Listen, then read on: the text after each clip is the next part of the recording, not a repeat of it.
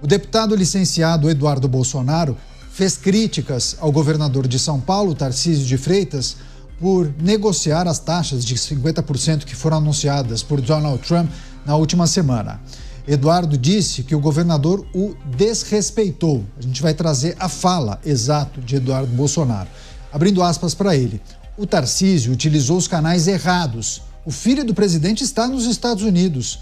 O Tarcísio não tem nada que querer costurar por fora uma decisão que provavelmente vai chegar a mais um acordo.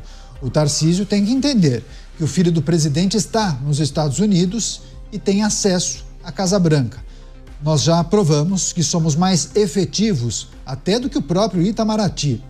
O filho do presidente, exilado nos Estados Unidos, queria tentar buscar uma alternativa lateral. Ele disse que é um desrespeito com ele, fechando aspas para as declarações de Eduardo Bolsonaro, que também afirmou que deve abrir mão do mandato dele na Câmara dos Deputados e não voltará ao Brasil, pelo menos enquanto terminar essa legislatura. Há dúvidas se ele vai se candidatar a um outro cargo, deputado federal ou senador, ou até a presidência da República. Chamar os nossos comentaristas. Luiz Felipe Dávila ao vivo, conectado com a gente. Dávila, seja muito bem-vindo, uma ótima noite a você. Trouxemos essa manifestação do deputado federal licenciado Eduardo Bolsonaro à Folha de São Paulo, dizendo que achou uma falta de respeito com ele o fato do governador tentar negociar com a embaixada, com o encarregado de negócios dos Estados Unidos, o assunto da taxação. Ele entende que o governador deveria tentar utilizá-lo como negociador. Essa foi a leitura que muitos fizeram, que Eduardo fosse tratado como uma espécie de emissário dos interesses do governo do estado de São Paulo. Como viu essa crítica de Eduardo Dávila? Bem-vindo mais uma vez. Boa noite, Caniato. Boa noite aos meus colegas de bancada e boa noite à nossa querida audiência. Caniato, quem respeita a liberdade de expressão, respeita a opinião de qualquer um que possa emitir uma opinião, inclusive Eduardo Bolsonaro, óbvio. Agora, o fato é que o governador do estado de São Paulo, como representante do estado e dos interesses paulistas que exportam para os Estados Unidos, tem de conversar com canais oficiais. E os canais oficiais são justamente por meio da embaixada, do Departamento de Estado. Esses são os veículos oficiais que estão empoderados para discutir a questão da taxação. O importante é o governador do estado de São Paulo juntar esforços com demais governadores, com associações de classe e principalmente com empresários norte-americanos que serão muito penalizados por essa taxação de 50%. É preciso agora fazer uma verdadeira aliança do setor privado, dos governos estaduais, para que nós possamos discutir de maneira técnica a questão das tarifas. Não dá para esperar o governo federal, que continua perdendo tempo, fazendo proselitismo político, explorando o episódio politicamente e eleitoralmente e dando as costas para o setor privado. Aliás, é um governo que realmente tem um total menosprezo pelo setor privado, enxerga o setor privado como uma mera vaca leiteira para sugar dinheiro por meio de impostos e financiar o Estado. Então, a única alternativa concreta que nós temos hoje é mobilização do setor privado com o governador de São Paulo e demais governadores para negociar oficialmente com os órgãos de Estado norte-americano. É assim que nós podemos evitar que, a partir do dia 1º de agosto, o Brasil sofra uma taxação de mais de 50% por causa de uma disputa político-eleitoral. Pois é, esse é um tema muito importante e há várias reflexões sobre consequências, inclusive em grupos políticos, né? Eu quero só chamar a atenção, você que nos acompanha, rádio, TV e internet, para a enquete do dia. Uma pergunta sobre esse tema, se você puder, manifeste a sua opinião. A enquete está publicada no portal da Jovem Pan, jovempan.com.br. A questão é a seguinte: o anúncio dos Estados Unidos de taxar os produtos brasileiros em 50%. Você acha que esse episódio pode rachar ou unir a oposição, ou então a direita brasileira? Então, se você puder, vote. Temos essas duas opções. Você entende que esse episódio pode rachar esse grupo da direita ou, na verdade, o contrário, unir essas forças. Registre o seu voto, a sua opinião em jovempan.com.br. Cristiano Beraldo ao vivo também com a gente, já conectado. Beraldo, seja muito bem-vindo, uma ótima noite a você. Para abrir essa edição de Os Pingos nos Is, essa manifestação de Eduardo Bolsonaro, a Folha de São Paulo, mas ele já tinha também concedido uma entrevista horas antes para o Estadão, para o Estado de São Paulo. Enfim, o que achou dessa reflexão, essa declaração dele? Faz algum sentido? Há uma previsão no regimento da administração pública ou do governo do Estado de São Paulo a utilização de uma figura que pertence a uma casa legislativa federal, no caso, Câmara dos Deputados, um parlamentar licenciado para desempenhar esse papel de negociador do Estado de São Paulo, Beraldo? Bem-vindo mais uma vez. Boa noite, Caniato, boa noite, Dávila, Durso, e boa noite à audiência que prestigia diariamente os Pingos nos Is. Caniato, essa é uma situação curiosa, porque o impacto que as tarifas terão na vida econômica de alguns estados em especial, né, São Paulo e Santa Catarina, é imenso. Você tem setores, você tem empresas, como a gente cita aqui o caso da Embraer, mas também o setor agropecuário. Nós temos impactos muito sérios na vida das pessoas, nos empresários, os empresários que são ousados, aqueles que resolvem investir no Brasil apesar de tudo, aqueles que, ao invés de pegarem o seu dinheiro e ficarem em casa fazendo absoluto nada, sem ninguém enchendo a paciência, e morar em outro país, seguro, sem esses absurdos que a gente é obrigado a conviver no Brasil todos os dias, não, eles estão investindo, criando emprego, gerando arrecadação contra tudo e contra todos. Essas pessoas, elas precisam ser apoiadas pelo Estado brasileiro. Até onde eu estudei, até onde eu sei, ser de direita é defender que o Estado não atrapalhe os negócios das pessoas, dos empresários, não atrapalhe que a iniciativa privada consiga produzir com mais eficiência, consiga produzir melhor, consiga garantir o avanço, sobretudo o avanço tecnológico, que é necessário a qualquer país.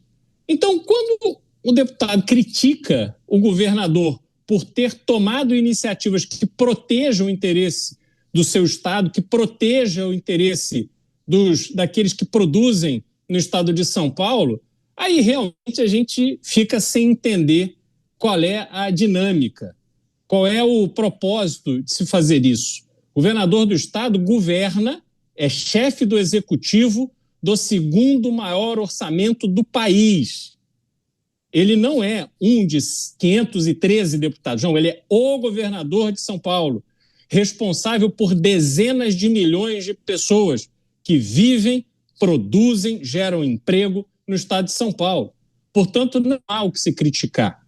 O que é importante é entender que esse jogo de narrativas que fica sendo discutido em rede social é da rede social, é do mundo virtual, porque na vida real, para aquele empresário que está tendo os seus pedidos cancelados dos clientes norte-americanos, aquele empresário que não sabe como vai fazer para pagar os salários, aquele empresário que não sabe como ele vai fazer para honrar os compromissos, as dívidas, tudo que ele tem para produzir, ele quer uma solução da vida real, é uma solução imediata.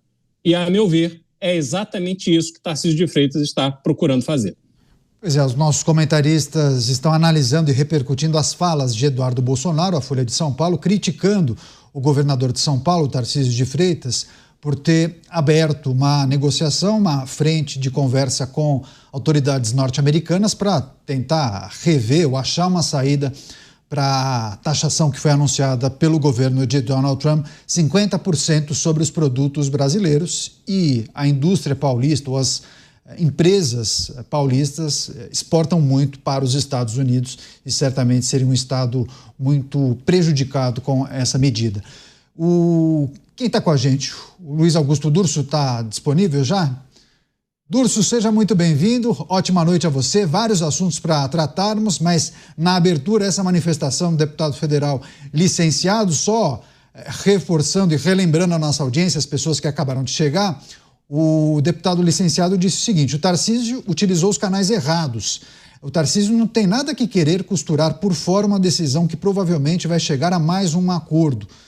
Nós provamos que somos mais efetivos até do que o próprio Itamaraty. Enfim, queria a sua reflexão sobre essa manifestação dele. Muito se entende que já seria uma sinalização de um racha, pelo menos em um grupo da direita brasileira. Tarcísio deveria ter acionado Eduardo Bolsonaro para ajudar nessa negociação. Bem-vindo.